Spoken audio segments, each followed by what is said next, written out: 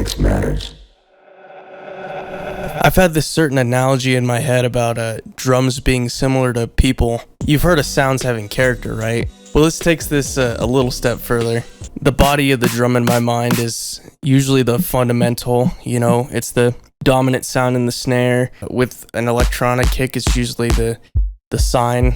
And the additional frequencies, whether it be overtones or layering or some other third thing that I'm not thinking about right now, these are the clothes that these characters wear. These rules have made me understand how drums can fit well in mixes. See genres like rock, you understand all the characters are pretty much dressed appropriately, like everything fits in the mix very well. The drums complement every other instrument like they're usually supposed to. Compare this to a genre like lo-fi, where things still meld in the mix together, they still belong, they're still wearing the same clothes, but they might be a little bit more ragged because they're lacking frequency. This is just the analogy that I've invented in my mind. I'm not here to talk about regular drums, however. Yeah, make a mix with drums that fit, and I've played the safe course in a game that's mostly more interesting with risky decisions. I'm more interested in when drums simply can't afford nice clothes. When the rest of a track shows up in neat attire, maybe have put on some nice clothes, and a snare shows up all fucked up and ragged, whatever, probably like tattered shirt, tattered socks. Despite this, they managed to steal the entire show. Okay, that might be an overstatement in some cases, but let's start with a clear example with Kendrick Lamar's Mortal Man. The loss of frequency to me makes things feel like the drums are giving out the most they can offer in a track. And what matters the most is the message that Kendrick's putting out. The ghost of Mandela, hope my flow stay propelling. That, complemented with most of the other instruments having their frequency and dynamics in check, makes for a mix that's well understated but couldn't work in any other way. Add high end to those drums and it'll feel like they want attention. Buy them a suit and they'll look too important for the importance of this message that Kendrick's giving out. I like dressing up in nice clothes. I like to think I have a decent wardrobe, but I also understand what I actually want in an outfit, and it's mostly convenience. You remember when 50 made beaters popular? That's fucking funny. I still like tank tops, but it's funny how much 50 liked showing off his muscles back then in the Get Rich Die Trying album cover. His look is so intense that it's breaking through the fucking album. Speaking of that album, there's quite a bit of broke drums, but mostly to me it seems kind of unintentional.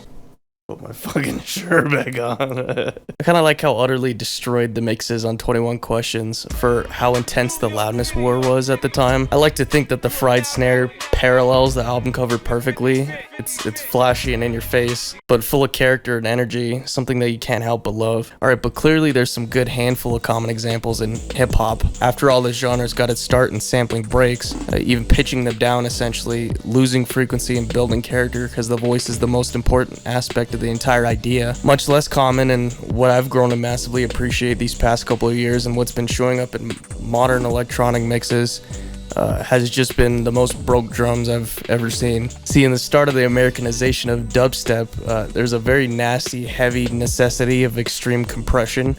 Some of it was really helpful in the development of smart, loud mixes, but a good chunk of the early 2010s suffered from high-frequency noise bricks.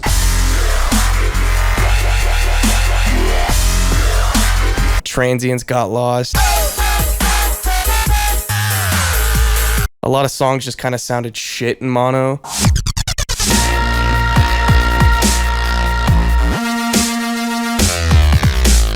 For a while, the industry was just making interesting music, but it suffered from what was in hindsight severe growing pains from wanting to incorporate dynamics into extreme energy. Out of this, a lot of genres were created. People got out of their whole bro step phase and their future-based phase and mainly just stopped giving a shit about the super saw. I think drums in modern mixes sound great now. Transients cut and punch through mixes while also maintaining intense volume and energy that just sound great. Now there's techniques that are well understood in this area of the industry, like heavy sidechain. That's where you duck the instance of a drum playing like a kick or a snare or a clap or, God forbid, a hat if you're just an insane madman. Before, it might have been a fair amount of decibels or even a quick ducking, Now people deliberately go outside of the final mix, deduct the whole song, and replace each drum to maintain punch before a limiter is even involved. What I'm doing here is I'm re-adding the transients after the clipping is happening to basically take all of those transients that were crushed and add them back on top again. And then after that, I'm just doing some light limiting. So yeah, it's basically a way to sort of add transients back in and have them be clean after your clip signal. With this knowledge, there's now a possibility with diverging paths in terms of drums. Fighting Machine by Noir the Boy has this super wide mix with a really heavy energy, and yet the kick has no click, and the snare is like in its own dimension.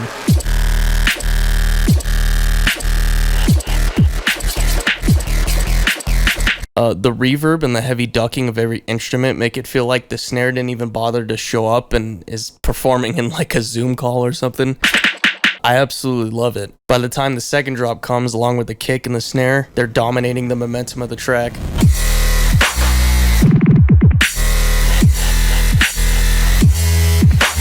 All in part due to this really ominous lead up and stressing the importance of sidechain. No timbre even dare to speak when the snare is speaking. Shut the fuck up. Let's talk about my Australian father, Mr. Bill. 99% of the time, every element in his mix is incredibly clean. It essentially has to be for the clarity of every nook and cranny of the tiny amounts of sounds implemented in every precious second. If you haven't listened to a Mr. Bill song, I highly recommend it. This one track, Pastel, however, makes near silence a gift to the ears. The track plays it straight for like a good minute with this dynamic drum kit, and all of a sudden it decides to like close itself up.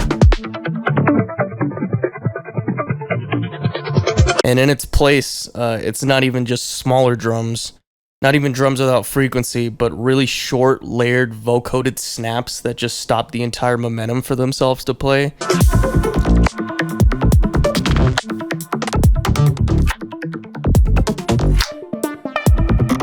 These drums barely have body, yet they just decide to drop in like naked ghosts snapping their bones rhythmically. It's really cool. Speaking of starting off with clean drums, did I mention I love Lewis Cole? Okay, I'm pretty sure everyone loves Lewis Cole, you know, but to confess, I'm only a relatively recent fan. Looking back pre-clowncore days, yes, we all know, it's very clear that Lewis Cole followed a very narrow path of clean drums. Yes, they're ranged in timbre and have sounded pretty interesting, but I think after huffing toilet fumes in a clown mask with a very small dynamic room,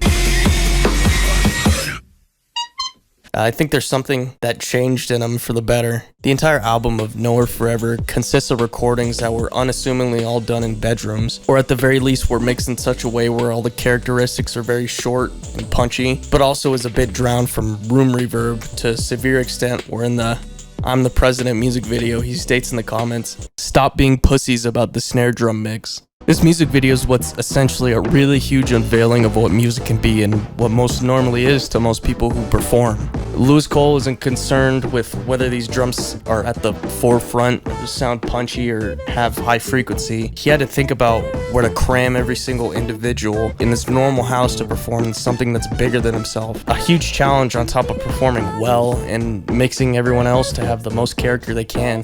These drums dressed appropriately, but had the fortune of only having to show up when they needed to, and when they did, boy they did. Hey, real quick, this video is sponsored by me. I got a new track coming out on the 27th. It's called RENDERGUN. It sounds like this.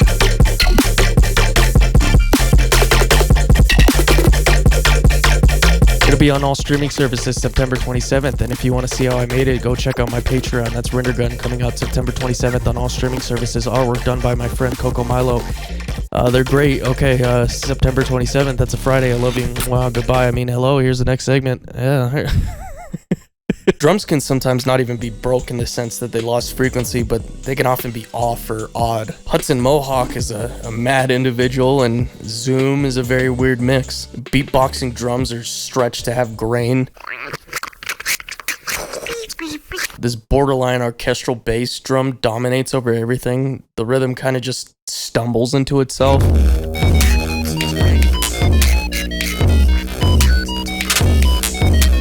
And this album came before trap and future bass were even a thing. And yet, I think if the drums were played very straight, I think it'd probably combat to what everything was playing at that time. No, I'm not talking about Seabat whatsoever. Most mixes pre-Flamagra, Flying Lotus, stemmed from a lack of discipline mixing, which created really interesting and heavy drums. I think about The Kill sometimes, that song from that video game you might have heard of. You can hear the sub tube distort the drums, and it makes for a really nice textural ear candy.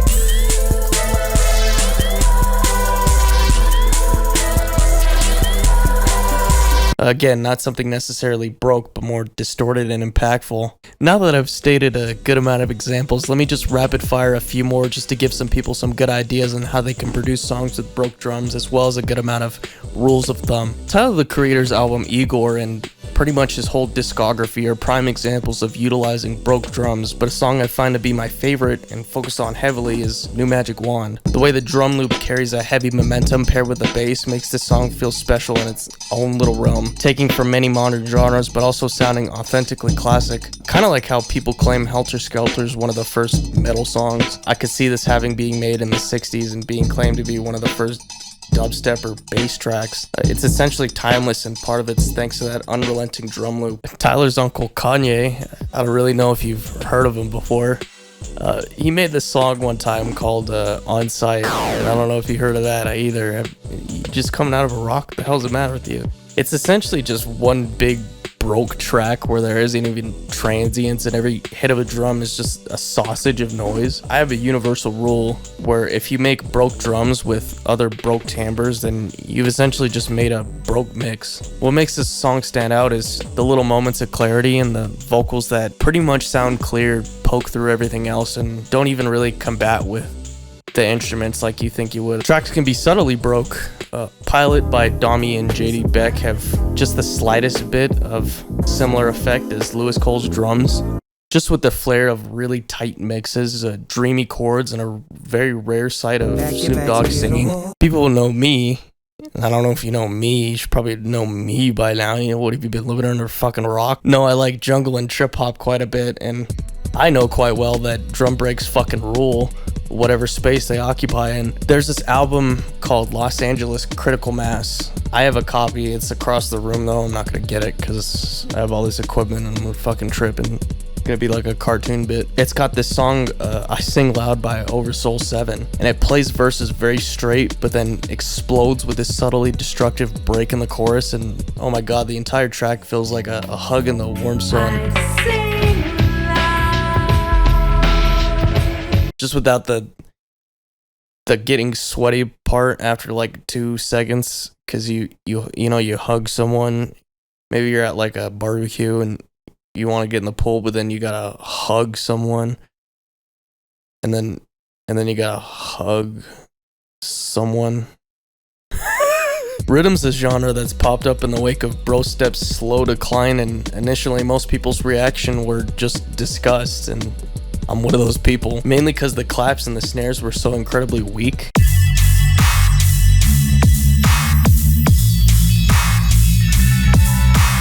But there's a decent takeaway from this where kicks can be layered on top, and very well can also create moments where the momentum is the same, but the energy is eased up to prepare you for a drop.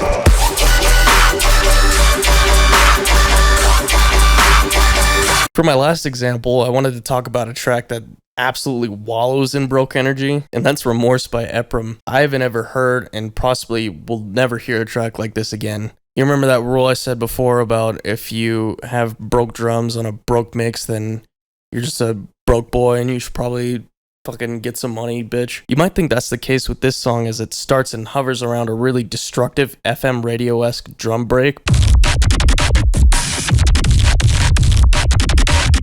Be patient, and eventually you get timbres that open up in the track's dynamics,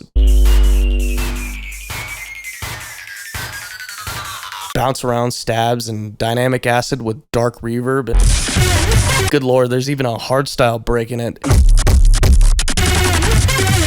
I wish everyone was talking about this album every single day, up until like a week, and then I'll start getting tired of it, and then I want you all to shut the hell up about it. But it's held a spot as an instant classic in my eyes. All right, let's talk about some rules and general thoughts about what I've talked about today. A good one is sidechain rules over everything. Momentum is vital to drive drums, not necessarily how cool a snare sounds. Broke drums on a broke track doesn't mean you're a broke boy. Transients are a big factor in mixes, but if you can find a way to make a lack of them sound better in a mix, then dedicate to that idea. A question I should have been asking throughout this video is, can the rest of your mix afford to lose frequencies? Play around with filler and make sure you're not making broke drums just to be flashy. Sometimes a bad drum just will ruin the mix. Rhythm snares are weak for a reason. Make sure you text your drums right. And I know I didn't talk about this before, but this specific trap snare sucks. Just don't use it. Alright, I know I was mostly talking about snares in this video and some kicks, but I wanted to drive the point that drums in your mix work well in a kit. That's mostly just how we compartmentalize the sound in our minds, because the work they're doing is mostly driving the momentum of the rest of your track. Hats are a perfect place to play around with frequency. Most percussion is open for destruction. Make the most out of your DAW and just fuck around with these mixes for a while. There's tons of options. I haven't even mentioned like a good quarter or a good eighth of really good broke drum mixes. Most of all, remember that context matters.